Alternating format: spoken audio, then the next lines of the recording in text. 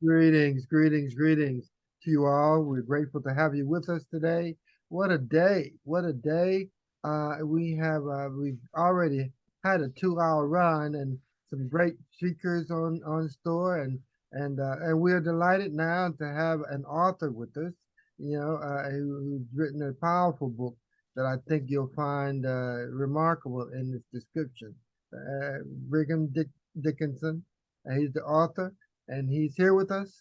And we're just glad to hear from you. Tell us about yourself and your book and what the book is about and what messaging you want to bring and send clearly to us. Yeah, thanks for having me, first of all. Um, let's start from the beginning, 2008. 2008 was an interesting time. In 2007, I can remember shoveling my walkway, and a gentleman, a neighbor right next to me, was talking about his business and how it was going to be a downhill ride in the following year. And he owned a mortgage company. So in 2007, the mortgage business was booming, right? It was fantastic. And I'm sitting there shoveling my walk, and he's talking about how things are going to go down in 2008. And I'm like, it's not going to go down. It's going to be great. It's going to be fine. And he said, well, I beg to differ. And he explained why. And I still was hesitant to even listen to what he had to say, because I was feeling good about where I was and where my business was. In fact, I was in the process of merging my business with another company, basically a software company. And I thought to myself, wow, this is going to be great. It's going to be fantastic. We also had the opportunity to move to Florida, because I was living in Utah. In fact, I live in Utah now. But at that time, I thought, man, this thing's going to go gangbusters. It's going to go really, really well. And so within a few months, I found myself in Florida. We had merged my company into this software company. And within about 5 months of being in Florida, the company went kaput in 2008. And it was difficult. It was awful. We were playing employees, but not ourselves. And I thought to myself, my gosh, that guy was totally right. I should have listened. And it wasn't just 2008 and what was going on with the mortgage industry. It was just a really bad business idea. It was a bad judgment call. And I can remember getting up one morning after I realized that this thing isn't going to work, living in Florida, right? I had just moved my family 5 months in Florida. And I'm just looking around going, wow, we have really no support around here at all. And I remember driving to work, and I couldn't even bring myself to pull into the driveway. So I found myself driving to the other end of the city that I lived there in Florida. And it was a Barnes and Noble at the end of the city there. And of course, I pulled in, went right to the sales section and bought a book by Jeff Gitomer. And he's a phenomenal sales trainer. And I bought the CD, I bought the book. Of course, I put it all on a credit card. I didn't have any money at the time. And I put the CD in my car, and I started listening. And the first thing is super sappy, right? Super positive and upbeat. And when you're in a bad mental mindset, the last thing you want is for somebody to be super positive and upbeat and sappy and whatever, right? And so at one point he says, as I'm like, man, this guy's ridiculous, I'm about to turn it off, he says, and if you don't like this and it's too sappy for you, that's fine. Give it to somebody else and watch them get rich and happy. And then, of course, I started continuing my listening to this guy. So I started listening, and he focused in on positive attitude and everything else. And it was on that day, in that moment, where I began to realize, you know what, this isn't anybody's fault, this failed business, except for me. It's on me. I'm responsible. And that day, at the end of the day, end of the work day, I came back home, talked to my wife about moving back home so we could have some family support back in Utah. I left them there to stay with friends while I figured out where we were going to live. And I ended up in my brother-in-law's basement back in Utah. And I was sleeping on a cot there towards the end of 2008. And I drew a circle as I was reading all these things by different sales trainers, and also a lot of religious stuff. Boy, did I need God in my life, right? I needed to figure out how to get through this. And I drew the first version of this. And of course, those who are just listening can't see it, but it's a circle with 8 principles around it. It's called the pattern for excellence. And this pattern for excellence, I just drew with basically on a notepad, something similar to like this, just drew it on a notepad. And later on that day, I had an opportunity to work with a friend who was also a client. Um, I was there in Utah doing some brokering with ad agencies. They couldn't hire me, they couldn't employ me, but they'd pay me if I sold something for them. And so I ended up selling some digital advertising a to this client. And as I was talking to them, they said, this advertising is great, but it's not working. And I said, what do you mean it's not working? Calls are coming in, right? And he said, yeah, calls are coming in. So they're working. He's like, well, no, not really, because the calls that are coming in, they're homeowners that just want a ballpark price. And we're not sure how to respond to that. Or they just want to know what your charge come out, or they just want to talk to a technician. And I'm not really sure how we respond to those types of questions. I said, so wait a minute. They want your product. They're interested in your product. Now they're asking about the price because they don't know the difference between you and the next guy aside from your price. Now, if they get off the phone still feeling that way, whose fault is that? Well, yeah, it's yours. It's your fault. So we need to train your team to book those calls, wow those customers, and make sure you're the only one that's going out to the customer's home. And so sure enough, he said, tell you what, that sounds good. I'll have you train them. And what I trained them on was this thing I drew on the cot in my brother-in-law's basement. And so next thing you know, within about a month, he had his call conversions up by 20%. He referred me to a friend of his, another company in Boulder, Colorado, and I started training their call handling team. And then the two of them got together, those two owners in Utah and in Boulder, Colorado. They referred me to another company. And next thing you know, I'm getting referred to company after company. I'm hiring all my friends and you guys that don't have a lot of friends. They're all working with me. Right. And we all just start working together. And next thing you know, we go from training just six call handlers. And today we have over 1,000 trainees in our program. It's a company that's got 40 coaches inside of it. And we've been doing it for the last 15 years. Now, over that time, I've learned a lot of lessons because when you grow a business in the beginning, it's all about proving yourself. Right? Proving your ability, proving that your methods work, proving the pattern for excellence works. And I was constantly proving myself. But I realized over time that to transition out of your business, to get yourself out of the business, you've also got to transition your mindset from something to prove into something to give. And what I mean by that is that you can't always be the paint, right? You've actually got to be the painter, right? So if you're paint, you could be part of a beautiful tapestry, right? A beautiful painting. The problem is you're stuck there. You're stuck there forever.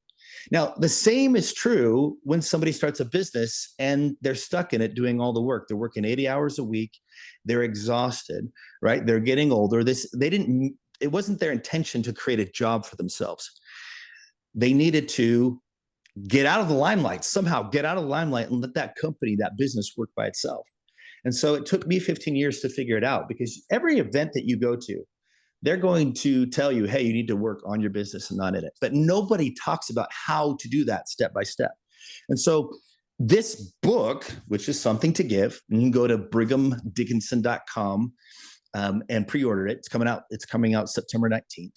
But in this book, it talks about how you can be the painter and not the paint. Now, if you're the painter, the cool thing about being the painter is that you can put together tapestry after tapestry after tapestry, painting after painting after painting, and you can continue to build a business and let it run by itself. Now, once I figured this out with my first company, Power Selling Pros, the one that trains call handling teams to book calls and wow customers, make sure you're the only one that's going out to the home, I figured out step by step how to get that company working by itself. Now, once I figured it out, the first one took me 15 years. Then I started another company, and it only took me 18 months to figure out how to get that thing running by itself. We now have 2 locations. It's a company called AthleCare. You can go to the website and check it out. It's AthleCare.com. And simply, once you're done with your workout, you need to recover. And when we get older, it's a little bit harder to recover. And so we go through and we help you do that. We help you proactively recover with massage and cupping and compression boots and hot tubs and cold tubs and so on and so forth. But it's a company that runs by itself, right? We also have a night answering service where we answer phones for people at night. It's called, you just go to booked@psp.com. And again, that's a company I started 2 years ago, running by itself. I don't do any of the work except for cheerleading my team. Hey, you guys are doing great. It's fantastic. And it's simple. You've got to transition your mindset, first of all, from I got to prove myself, I got to prove myself, I got to prove myself, right? To my employees, to the customers, the end user. Instead of that, your objective is to leverage the ambition and goals of your team to grow, to take it to the next level. And you help guide them into those right spots, the spots that work well for them in their position in each company. And you let the thing grow. Now, they're all not going to do it as well as you do it, but it took you time to figure it out as well. So if they can do it just about as good, say 80% as well as you do it, that's good enough. All right. So here's how you do it. And I'll just give you a quick idea of how the book explains it, or how I explain it in the book. First thing you do is you write down everything you do on a day-to-day basis. If you know you're working 80 hours a week, write down everything you do. Boom, boom, boom, boom, boom. Okay, now each one of those tasks that you do, I want you to put it on a sticky and throw it on the wall in your office where you can see it every day, where it literally intentionally bugs you every day, right? And for some people, it's a total mess and they can't handle it. But I don't care. Put it on your wall. That's what it's supposed to do, bother you. All right, now, after you put all those stickies on the wall, all those things you do on a day-to-day basis, pick one thing that you cannot give up, one thing that it fulfills you, it inspires you. That's the one thing that you can keep. Now, the reason why I say one thing is when I use this with business owners, they go, oh man, I can't let go of this one, or this one. Okay, cool. If we settle on 3 to 5 things, that's a whole lot better than the 20 to 30 things that you used to be doing. Right? So that's number one. Write down everything you do on a day-to-day basis, put it on a sticky note. Next thing you do is you sit down with each one of your employees, the talent you already have on your team, and you ask them, hey, where do you see yourself in this company in the next 3 to 5 years? Now, worst case scenario, they might say, I don't see myself in this company in 3 to 5 years. And shouldn't you know that? Of course you should know that. Okay. The next thing you should figure out is ask them, okay, what do you want to do? And then once you find out what they want to do, you might be able to modify their plan so that it works for you and them, win-win, right? And I've found that I've been able to do this a lot with my team, my ambitious young team. Most of the time, those in the Gen Z generation stay with the company about a year, maybe 2 tops. Well, I have Gen Zs that have been with me for the last 8 years. Why? Because I'm constantly focused on helping them achieve their goals, their growth goals, their ambition, everything they want to do in life, the free time that they want to have, the vacations they want to take. My goal is to give them the opportunity to achieve all their goals, all their ambitions, while at the same time creating a win-win scenario for me and for my company and for each of the companies that I build. And so once you found out what their ambitions are, you begin to take those stickies off the wall and you're giving it to this person and that person, and in consistent with their ambitions, consistent with their goals, right? And then next thing you know, you get to the point where you're only doing the things that you love to do, and you're spending what, 5 to 10 hours a week doing them, as opposed to 80 hours a week. And you get your life back. The reason why you started a business in the first place is so that you didn't have to work as hard as you've been working. And so you don't want to create a job for yourself. You want to create a business that runs by itself, that creates money while you sleep. Right? And it's not necessarily about the money. The money is a byproduct, right? You got to make sure that your purpose is good, that it's a product or a service that your team can get behind. And when you think about that for a moment, man, everybody talks about vision. Oh, you got to have a vision. You got to have a purpose. Once again, nobody talks about how to do that. And that's something that's covered in this book, which is called Something to Give. Step by step, how to build a vision, how to get people behind it so that they believe in what they're doing. But not only do they believe in what they're doing, they also believe in the leader that's leading them. All right. Those are the 2 things that they have to have in order to stay with your business. All right. They've got to believe in the product or service that they're providing. Right. They've got to believe that it's making a difference in this world. They've got to believe in the person who's leading the team. And they've got to make sure that you as the leader, you've got to make sure that they have the fulfillment from the ambitions and goals that they have to grow and individually, as well as interpersonally. So Something to Give. It's an awesome book. Once again, you can go to brighamdickinson.com and pre-order that book.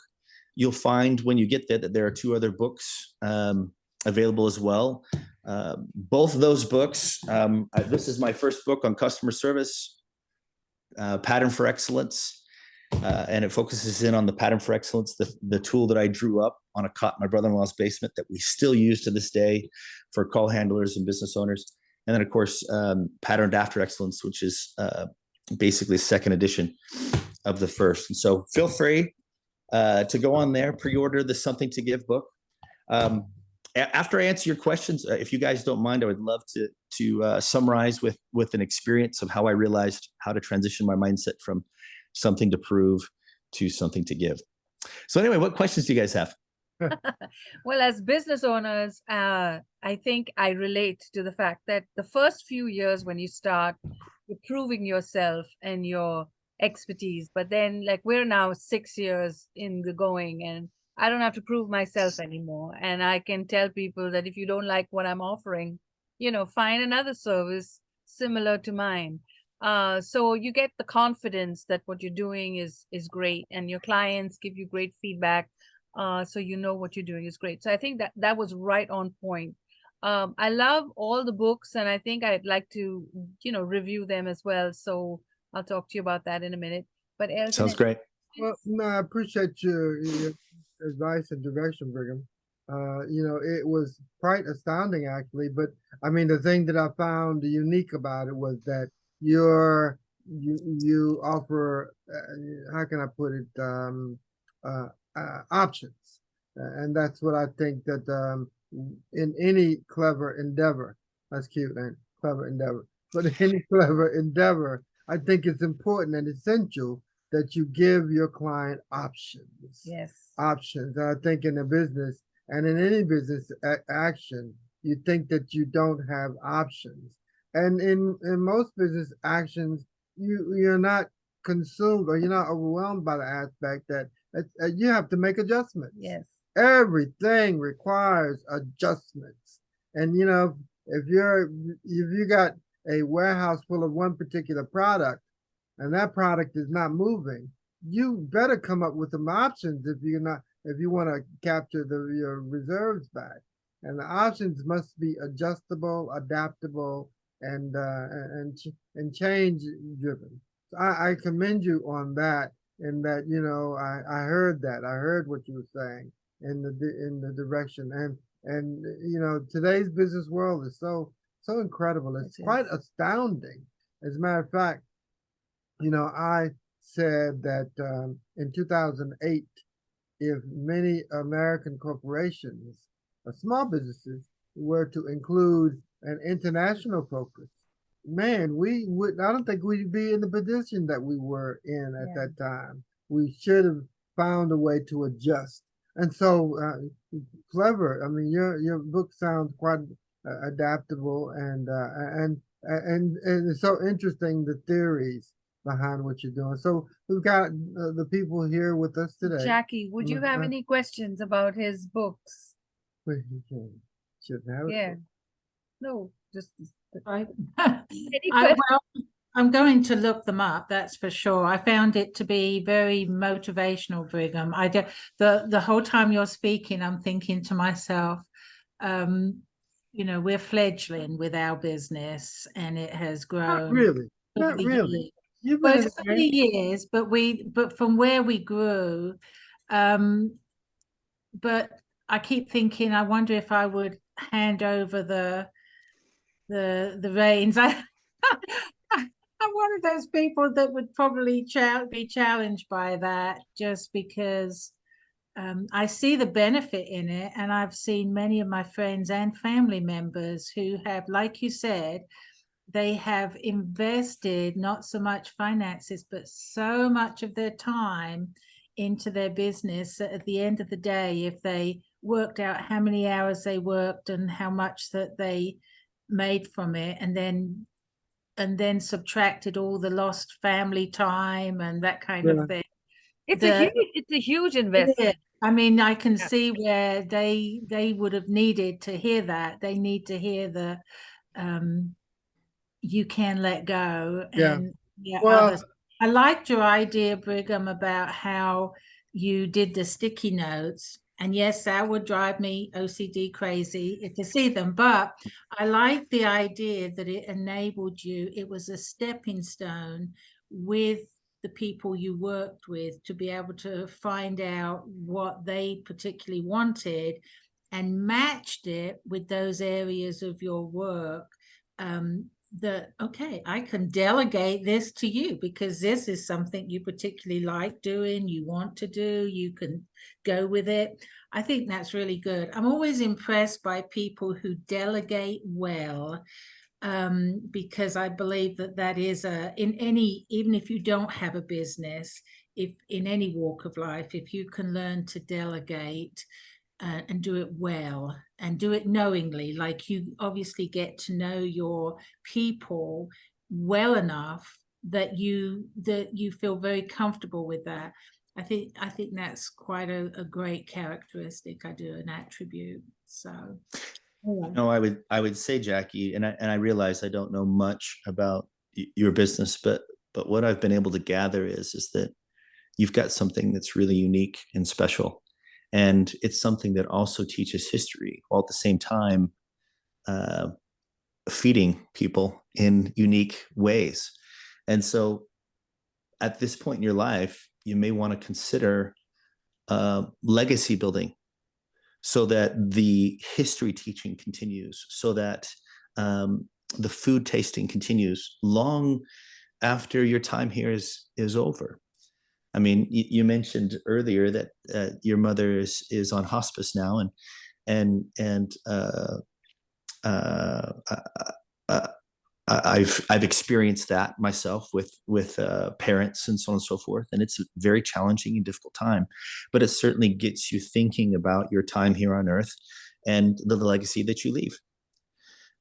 So I can appreciate that you don't want to let go of your baby.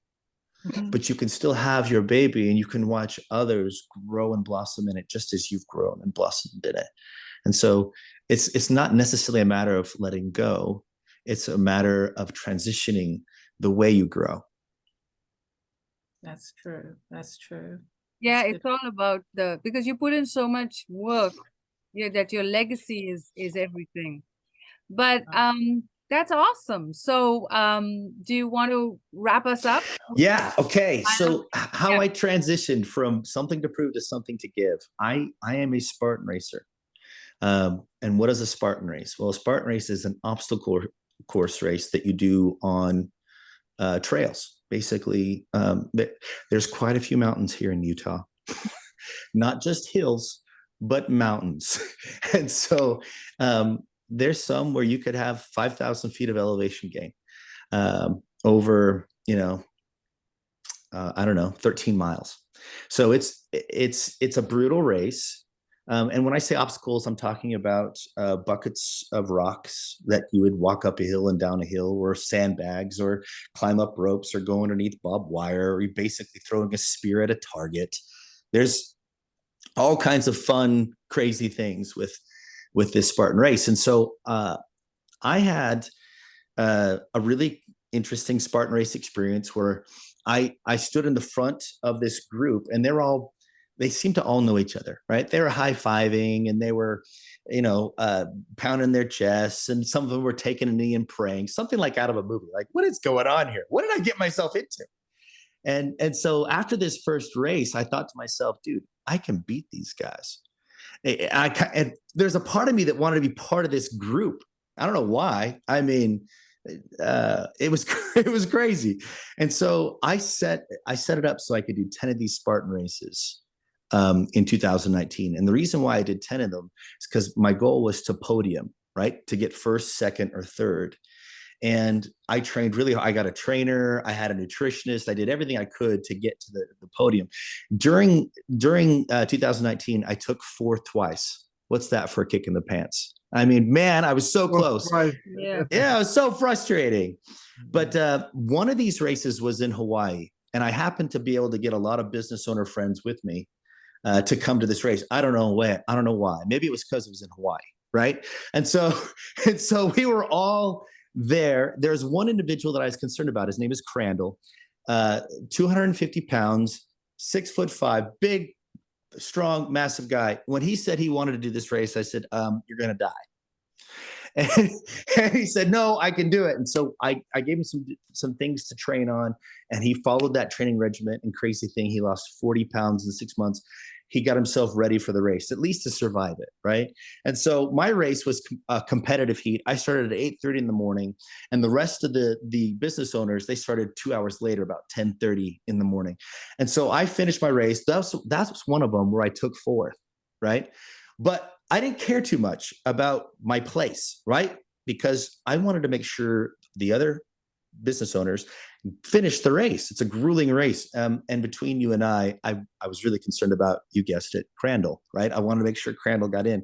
And so I grabbed some fluids as soon as I was done and ran back out on the field to find Crandall. I see him at the 5-mile mark, and he's kind of running ragged through these trees. And I recognize it. Crandall, how's it going? Right. And he you can tell on his face that he's not really happy to be there.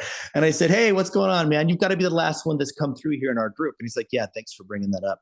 And I realized I shouldn't have said that. You know, it's kind of after the fact. I wanted to put it back in anyway. It was just too late. And so I said, don't worry about it. I'm going to meet you back here at the 8-mile mark. There's a bit of a loop between the 5th mile and the 8th mile.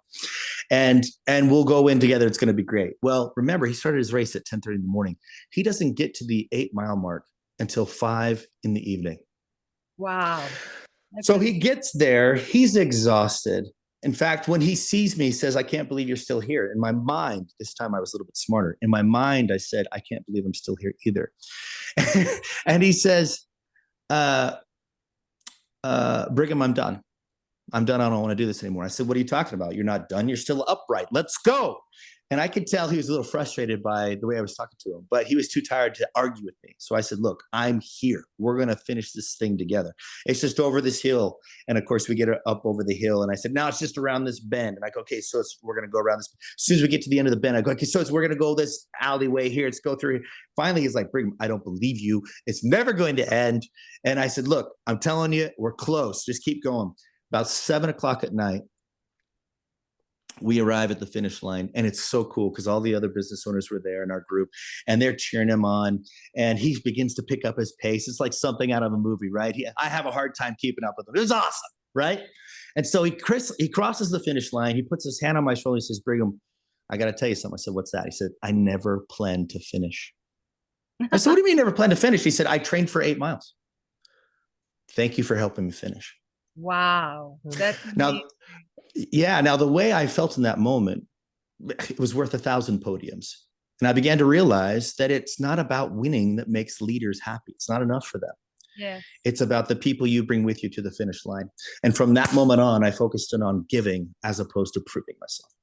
Wow. That's a good philosophy. That is. Brigham. I mean, you know, it could have went either way, though. It could have went either way. You know, and so at the end of the day, you know, the last thing you want to have happen is, you know, business is so valuable and priceless, you know, and, you know, because I know from my point of view, when I make a promise to a client, you know, I take into consideration what I can do and what the client can do. You know, and if I don't think a client can do a particular thing, then I can't propose it to them. I have to propose an alternative solution for them, one that I can work, you know, alternatively. You know, personally, that's my philosophy. You know. Now I commend you for your, you know, your bravery and courage to propose that to them. You know, at the end of the day, around 3:30, 4 o'clock, and he wasn't there. You probably could have, oh, is he gonna make it? You know, you know, in your own mind, he said, well, you know, because actually he would have been better off having a partner, somebody that you could partner with. I mean, or an alternative. But that's a great story. That's a great story. That is a good story. You know, so how do you, you know, and I can too, you know. When I was a kid, I was doing track, and my father, for some reason, decided he was going to train me, and I kept not winning, and he started to think, why am I not winning? I'm such a good sprinter. He was training me, so he decided it was in my head. So he sat down with me and he said, what happens? You reach the end and then you let. I said, well, they are my friends, Dad. I mean, I want them to win. So my father said, this is such a silly thing. And so then he drained it in my head that, when you compete, you don't worry about your friends, but I was so wanting to please my friends and I wanted them to win. So then of course, I went on to winning the championship and the track run. And it was such a great feeling to win. But, sometimes it is in your mind because, for whatever reason, you've decided you're not going to win. But listening to your story just gave me you bring up some very yeah. important portions though when it comes to competition in Yeah. business. It's about a competition, but invariably it's about competing with yourself. Yes. Competing with yourself, looking at what you have the vision to do and what you are compelled to do. Now, I'm sure you've had people that tell you, listen, Brigham, I like what you're suggesting, and you make a good point, but I ain't doing that. Well, sure, they may not do a Spartan race, but they Yeah. definitely should bring their team with them. Sure. When you are the hero, Johnny on the spot, taking care of every problem, swooping in. Right. Right. Every time you do that, you take an opportunity away from your team to do it. Yeah. You take away growth from them. So your goal is to bring them with you. And the way that you do that is you slowly but surely offload what you do on a day-to-day basis and give it to them based on their strengths, based on their ambition and their desire to grow. Well, that's awesome. We live. I commend you. We live in such strange times today, in terms of what things look like. In terms of what our long-term ambitions. And the idea that you said that your client said that, listen, and he made the vision that I don't plan to be in this business like that. So, and that was a surprise to you. Yeah. But at the end of the day, it's about frankness, honesty, and long-term view. And I like to think that how do we transition, like that? How do we enable, because two business or service stations right across from each other. One Exxon on the south side and another Exxon on the north side. Yep. Like that. They're so close together. And and one station, has to try to keep up with the same prices on the south side that the north side has. And they're saying to themselves, he offered his gas for what $3.25 per gallon today. I can't do that. That's right. I can't do that. I can probably come down to the best I can do is $3.55.